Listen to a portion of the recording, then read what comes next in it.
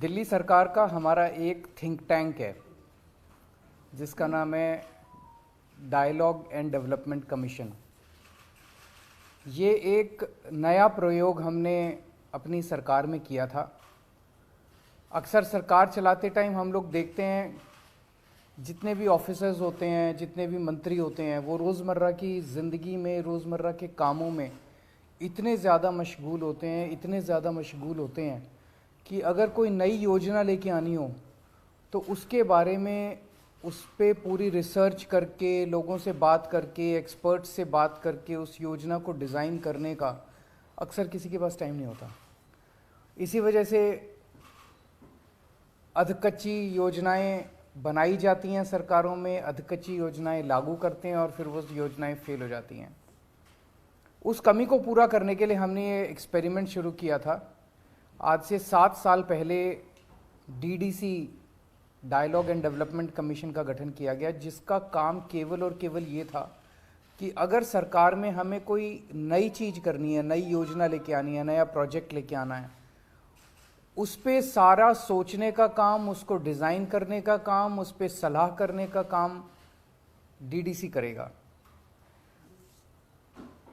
आज मैं समझता हूँ एक चीज़ जो देखने में आती है कि दिल्ली सरकार जितने काम करती है, दिल्ली सरकार जितनी योजनाएं चलाती हैं, वो अक्सर सफल होती हैं। बाकी सरकारों में देखा गया कि सरकारें योजनाएं तो बहुत अच्छी अच्छी लाती हैं, लेकिन वो सारी योजनाएं ज़मीन पे जाके फेल हो जाती हैं। दिल्ली सरकार में जो योजनाएं, हमारे प्रोजेक्ट्स जो बहुत ज़मीन पे जाके सफल होते हैं, उसका बहुत बड़ा श्रेय मैं डीडीसी को देना चाहता हूँ। उसका कारण ये है, 3 स्टेज पे डीडीसी काम करता है। पहली स्टेज उस योजना को और उस प्रोजेक्ट को अच्छे से डिज़ाइन करता है। एक तरफ एक्सपर्ट से बात करता है, दूसरी तरफ जितने स्टेक होल्डर्स हैं उनसे बात करता है और उनसे बात करके उस एक मजबूत योजना या मजबूत प्रोजेक्ट डिज़ाइन किया जाता है। दूसरा, जब उसे इम्प्लीमेंट किया जाता है तो उसके ऊपर नज़र रखता है डीडीसी, सही चल रहा है, सही नहीं चल रहा है।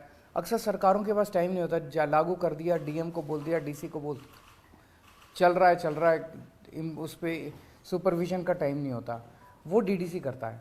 और तीसरी चीज़, जब इम्प्लीमेंटेशन चल रहा है उसमें अगर कुछ कमियां दिखाई देती हैं, उन कमियों के बेसिस पे उसको, प्रोजेक्ट को ठीक करते रहने का काम भी डीडीसी करता है ताकि वो सुचारू रूप से काम कर सके। मैं आपको कुछ एक, वैसे तो आज हम रिलीज़ कर रहे हैं, 7 साल डीडीसी के पूरे हुए हैं और 7 सालों में 70 से ज़्यादा बड़े बड़े प्रोजेक्ट्स इन्होंने लागू किए, लेकिन मैं आपको एक उदाहरण के तौर पे कुछ एक जो इम्पोर्टेंट प्रोजेक्ट्स थे वो देना चाहता हूँ। जैसे कोरोना का टाइम हुआ, कोरोना के टाइम पे डीडीसी ने बहुत शानदार काम किया। मैंने जैस्मिन साहब को फ़ोन किया, जैस्मिन डीडीसी के वाइस चेयरमैन हैं। मैंने डीडीसी जैस्मिन को फ़ोन किया कि एक तरफ तो मजदूर लोग, बच्चे, युवा बेरोज़गार घूम रहे हैं, उनके पास रोज़गार नहीं है, और दूसरी तरफ बहुत सारी फैक्ट्रियां ऐसी हैं, बहुत सारे इस्टेब्लिशमेंट्स ऐसे हैं जो कि बंद हो रहे हैं क्योंकि उनके पास काम करने वाले नहीं हैं, वो रोज़गार देना चाहते हैं।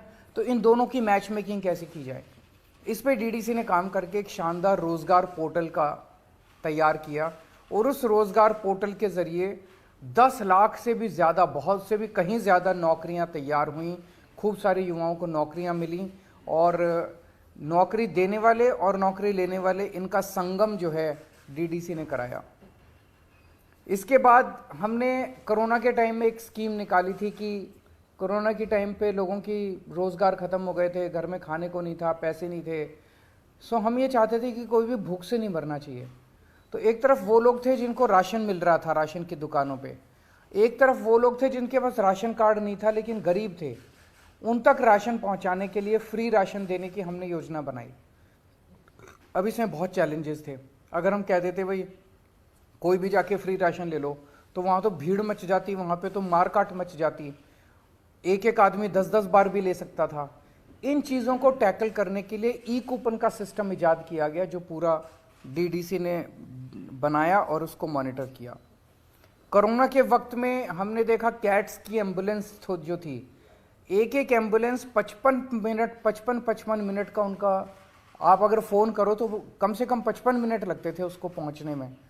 उसको पूरे को सिस्टम को रीडिज़ाइन किया इन्होंने, नई खूब सारी एम्बुलेंसेज इन्होंने प्रोक्योर की और उस 55 मिनट को ये 18 मिनट पे लेके आए, जो कि बहुत बड़ा योगदान था कोरोना के टाइम पे।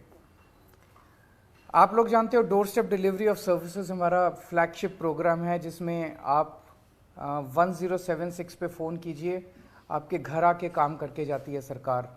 कोई कर्मचारी आपके घर आता है, आपका राशन कार्ड बनाना है, आपका कोई भी कनेक्शन लेना है बिजली का, पानी का, घर आके करते हैं। ये पूरा का पूरा डिज़ाइन, इसका इम्प्लीमेंटेशन ये सारा डीडीसी ने करवाया। दिल्ली की जो इलेक्ट्रिक व्हीकल पॉलिसी है, जिसकी चारों तरफ दुनिया भर में, केवल देश देश नहीं दुनिया भर में इतनी तारीफ हो रही है इलेक्ट्रिक व्हीकल पॉलिसी की, ये साल 1.5 साल तक डीडीसी ने जितने स्टेक होल्डर्स थे, जितने इसमें एक्सपर्ट्स थे, सबके साथ बहुत ज़्यादा रिगरस कंसल्टेशंस की है। ये कंसल्टेशंस नॉर्मल सरकारों के अंदर करना संभव नहीं होता कि अफसर इतने सारे कंसल्टेशंस कर रहे हैं। उन कंसल्टेशंस के बाद एक रॉबस्ट दिल्ली की इलेक्ट्रिक व्हीकल पॉलिसी आई, जो कि बहुत सफल हो रही है। 2 साल के अंदर ही इतने बड़े स्केल के ऊपर व्हीकल्स खरीदे जा रहे हैं। और कल जो हमने एक नया मॉडल, यूनिक मॉडल पे हमने जो ईवी चार्जिंग स्टेशन चालू किया है, इसमें तो गाड़ियां चलाने का, स्कूटर चलाने की कॉस्ट भी बिल्कुल फ्रैक्शन पे आ गई है। 7 पैसे प्रति किलोमीटर पे आप स्कूटर चला सकते हैं, 8 पैसे प्रति किलोमीटर पे वो ऑटो चलेगा, 33 पैसे प्रति किलोमीटर कार चल सकती है। इस तरह का मॉडल पूरी दुनिया में कहीं नहीं देखा गया है। पूरी दिल्ली के अंदर जो इतना बड़ा नेटवर्क सीसीटीवी कैमरास का, कहा जा रहा है कि पूरी दुनिया में एडवांस्ड कंट्रीज को भी पीछे छोड़ दिया। न्यूयॉर्क, वॉशिंगटन, लंदन, टोक्यो, इनके अंदर भी सीसीटीवी कैमरास का इतना घना नेटवर्क नहीं है जितना दिल्ली के अंदर है। ये भी पूरा डिज़ाइन जो है वो मॉडल इन डीडीसी ने किया था। उसके बाद जितने डार्क स्पॉट्स थे दिल्ली के अंदर, जहाँ पे रात को अंधेरा होता था, वहाँ हम लोग स्ट्रीट लाइट लगाना चाहते थे। कई जगह देखा खंबा लगाने की जगह नहीं है, कई जगह कई सारी दिक्कतें थी। तो एक नया मॉडल आया कि लोगों के घरों के ऊपर हम लगाएंगे, लोगों के घरों से बिजली का कनेक्शन लेंगे और उनको हम रिफंड कर देंगे जितना खर्चा आया करेगा। ये वाला पूरा अब पूरे दिल्ली के अंदर एक बहुत बड़ा नेटवर्क स्ट्रीट लाइट्स का बन गया है। ये भी पूरा मॉडल डीडीसी ने इम्प्लीमेंट किया। हेल्थ इंफॉर्मेशन मैनेजमेंट सिस्टम, जिसके बारे में मैं कई प्रेस कॉन्फ्रेंसेस कर चुका हूँ, वो पूरा सिस्टम इन लोगों ने डिज़ाइन किया है जो अभी लागू हो रहा है। तो डीडीसी ने 7 साल के अंदर बहुत शानदार काम किया है। मैं प्रार्थना करता हूँ वो आगे भी इसी तरह से सरकार को और देश के लोगों की सेवा करते रहे। अगर कोई प्रश्न है तो आप बताइए।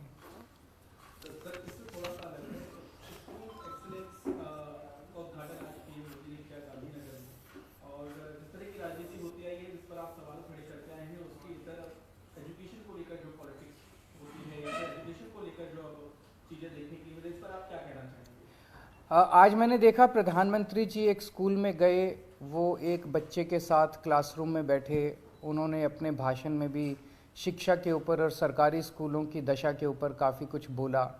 मैं बेहद प्रसन्न हूँ कि 75 साल के बाद ही सही, लेकिन सरकारी स्कूलों के, देश के सरकारी स्कूलों की हालत और गरीबों की शिक्षा जो है वो मेन स्ट्रीम राजनीति के अंदर चर्चा का विषय बनी है।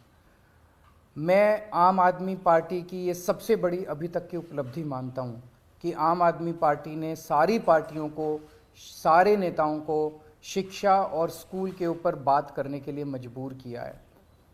27 साल से भाजपा का शासन है गुजरात में, 27 साल से भाजपा सरकारी स्कूल ठीक नहीं कर पाई। दिल्ली के अंदर हमने मात्र 5 साल के अंदर सरकारी स्कूलों को शानदार बना दिया। तो हमें करना आता है और हम भी इसी देश के लोग हैं। तो आज मैं समझता हूं कि प्रधानमंत्री जी ने जो शिक्षा में इंटरेस्ट दिखाया, मैं उनसे हाथ जोड़ के निवेदन करना चाहता हूं कि सर, हमें स्कूल ठीक करने आते हैं, हमारे उपयोग कीजिए। हम अपने आप को ऑफर कर रहे हैं। पूरे देश के सारे स्कूलों को, 10 लाख सरकारी स्कूल हैं पूरे देश में, सारे स्कूलों को मात्र 5 साल के अंदर ठीक किया जा सकता है। हम अलग अलग पार्टियों से हैं, अलग अलग हमारी विचारधारा है, लेकिन हम एक ही देश के लोग हैं। तो मैं उनसे निवेदन करता हूं, हम आपको ऑफर कर रहे हैं, आप हमारा उपयोग कीजिए और मिलके देश के लिए, एक साथ मिलके हम देश के सारे सरकारी स्कूलों को ठीक करते हैं। दो सवाल है आपसे, क्योंकि एक सवाल तो प्रेस कॉन्फ्रेंस से जुड़ा हुआ है कि आपने काम की तारीफ करी और खुद जैसे निशा की काम की तारीफ करी आपने, लेकिन अभी कुछ दिन वो बीते हैं जिसको आप लव लेटर कहते हैं उसी तरीके की एक इंक्वायरी जो है वो ऑर्डर की गई उस लेटर लिखकर या जैसे निशात पूरे काम को वो मुझे लगता है कि गलत है, क्योंकि वो उन जुरिस्डिक्शन नहीं है एलजी साहब का। इनका जो अपॉइंटमेंट है वो कैबिनेट ने किया था। सो इनसे इस किस्म के प्रश्न पूछने का अधिकार केवल कैबिनेट को है। सर एक और सवाल है, अगर आपने आवेदन किया हो तो यूसीसी का उसमें हलफनामा दायर किया है सेंटर ने यूसीसी सिविल कोड वाले मामले में। अच्छा, मुझे आइडिया नहीं। सर गुजरात में जिस तरीके से आप कह रहे हैं कि अब शिक्षा की भी बात हो रही है, जो आप चाहते हो रहे हैं, लेकिन मनीष सिसोदिया वाला मुद्दा भी खूब बीजेपी वहाँ पर उठा रही है। वो कह रही है कि भ्रष्टाचार का मुद्दा दिल्ली में चल रहा है लेकिन उसकी बात यहाँ पर हो रही है। उसको कैसे आप लोग डिबेट कर रहे हैं? ये बीजेपी का दावा है। तो ऊपर से ये भी कहा जा रहा है कि भगत सिंह के नाम को भी आप इस तरीके से इस्तेमाल कर रहे हैं, वो भी गलत तरीका है। इस पर कांग्रेस बीजेपी दोनों ही आरोप लगा रही है। देखो, अंग्रेजों ने देश के ऊपर राज किया इतने साल। वो हमारे देश को अनपढ़ रखना चाहते थे, वो हमारे देश को गरीब रखना चाहते थे, वो हमारे देश को कैद करके गुलामी में रखना चाहते थे। उस वक्त भगत सिंह ने आवाज़ उठाई थी अंग्रेज़ों के अत्याचार के खिलाफ, और उसमें उन्होंने अपना सर्वस्व कुर्बान कर दिया और वो फांसी पे चढ़ गए। हम लोग भगत सिंह के अनुयायी हैं और भगत सिंह के जीवन से प्रेरणा लेते हैं। आज जिस तरह की राजनीति हो गई है, ये लोग जानबूझ के, जितने भ्रष्टाचारी हैं, जितने चोर उचंके लफंगे गुंडे बलात्कारी हैं, वो बचने के लिए इनकी पार्टी में चले जाते हैं, और वो जैसे उनकी पार्टी में जाते हैं उनके खिलाफ सारे केस वापस ले लिए जाते हैं, उनके खिलाफ सारे केस वापस हो जाते हैं। जितने इस देश के अंदर दूसरी पार्टियों में नेता हैं उसके ऊपर झूठे केस कर करके अपनी पार्टी में उनको शामिल कराते हैं। मनीष सिसोदिया का भी वही केस है। ये पूरा का पूरा मामला कोई शराब घोटाले का मामला नहीं है, ये पूरा का पूरा मामला गुजरात इलेक्शन का मामला है। मनीष जी को कई बार प्रेशराइज किया गया है कि वो अपनी पार्टी छोड़ के, आम आदमी पार्टी छोड़ के उनकी पार्टी में शामिल हो जाएं, तो उनके ऊपर सारे केस वापस ले लिए जाएंगे, उनको दिल्ली का सीएम बना दिया जाएगा, केजरीवाल सरकार को गिरा दिया जाएगा। इसलिए ये सारा काम चल रहा है। अगर मनीष सिसोदिया ने कुछ गड़बड़ की है तो उनके यहाँ रेड में कुछ क्यों नहीं निकला? उनके यहाँ इतनी रेड हो गई, 14 घंटे रेड चली, 9 घंटे उस दिन इन्होंने परसों इंटेरोगेशन किया, 13 घंटे पहले उनके घर में उन्होंने इंटेरोगेशन किया था, उसमें कुछ नहीं निकला, बैंक लॉकर में कुछ नहीं निकला। फिर ये सीबीआई वाले उनके गांव गए, गांव में पता किया भी कोई ज़मीन खरीदी हो मनीष सिसोदिया ने, वो कुछ नहीं। उसके पल्ले फक्कड़ आदमी है, उसके पल्ले धेला है नहीं, कह रहे हैं इतना बड़ा घोटाला किया, घोटाले का पैसा कहाँ है? तो सब कुछ फर्जी है, सब कुछ फर्जी है। केवल और केवल प्रेशर बनाने के लिए मनीष सिसोदिया को, उसको कहा जा रहा है कि देखो सतिंदर जैन पे भी तो कोई केस नहीं है, वो भी तो झूठा केस है, उस पर 6 महीने हो गए जेल में। तो मनीष सिसोदिया जेल जाने से नहीं डरता, सतिंदर जैन जेल जाने से नहीं डरते, इसलिए हम कहते हैं कि ये आज के भगत सिंह हैं। वो भी दखल अंदाजी कर रहे हैं, ये तो सही नहीं है ना, ये तो जनतंत्र के खिलाफ है। ये पहली बार जनतंत्र के अंदर 70 साल में देखा जा रहा है कि किस तरह से उपराज्यपाल और राज्यपाल के जरिए ये लोग चुनी हुई सरकारों के अंदर, इस तरह से तो जनता चुन के आती है, जनता चाहती है भाई ये आदमी मेरा अनुयायी वो करे, मेरा नेता है और ये हमारा सॉल्व करे। ये उसको साइड करके सरकारों को और राज्यपाल के जरिए सरकारें चलाना चाहते हैं, ये तो जनतंत्र के संविधान के खिलाफ है। गुजरात हो गए हैं, अभी किस तरीके की प्रधानमंत्री नरेंद्र मोदी भी लगातार कैंपेन कर रहे हैं और आज भी उन्होंने बहुत सारी घोषणाएं की हैं, उन घोषणाओं को किस तरीके से देखते हैं? क्योंकि मैं तो देखो बार बार गुजरात के लोगों को एक ही बात बोल रहा हूँ, ये लोग जाते हैं कहते हैं हमने 30,000 करोड़ का पैकेज दिया, 30,000 करोड़ का पैकेज दिया। मेरे पास 30,000 करोड़ का पैकेज नहीं है देने के लिए, पर मैं गुजरात की जनता को इतना कह सकता हूँ कि आपके हर गुजरात के परिवार को, हर गुजरात के घर को महीने में मैं 30,000 रुपये का फ़ायदा जरूर करा दूंगा। इस 30,000 करोड़ का तो जनता को पता नहीं क्या फ़ायदा होगा, ठेकेदारों को खूब फ़ायदा होगा, ठेकेदार ऐश करेंगे, अफसर ऐश करेंगे, मंत्री ऐश करेंगे। 30,000 करोड़ 60,000 करोड़, उससे मंत्रियों को खूब ऐश होती है, ठेकेदारों की ऐश होती है। मैं हर परिवार का 30,000 रुपये का फ़ायदा करा दूंगा, सबकी बिजली मुफ्त कर दूंगा, सबके बच्चों के लिए शानदार स्कूल बना दूंगा, अच्छी शिक्षा मिलेगी, फ्री शिक्षा मिलेगी, अच्छा सबके लिए दवाइयाँ इलाज फ्री कर दूंगा, हर महिला के अकाउंट में 1000 रुपए डाल दूंगा, सबको मुफ्त में तीर्थ यात्रा करा दूंगा, हर परिवार का ख्याल रखूंगा मैं। सीएम साहब, आज देश की ग्रैंड ओल्ड पार्टी को नॉन गांधीयन प्रेसिडेंट मिला है, किस तरह से देखते हैं? बधाई हो खड़गे साहब को, और मैं उम्मीद करता हूं कि वो अपनी पार्टी को अच्छे से चलाएंगे।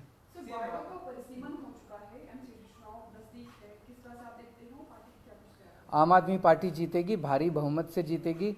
इन्होंने जब हमारे पंजाब के चुनाव के बाद चुनाव होने थे एमसीडी के, तो उस टाइम इनको लग रहा था कि ये वाइप आउट हो जाएंगे, इसीलिए इन्होंने ये सारी नौटंकी की। आखिरी मोमेंट पे चुनाव कमिश्नर को इन्होंने चुनाव का ऐलान करने से रोका, फिर ये बिल लेके आए, तीनों एमसीडी को एक कर दिया।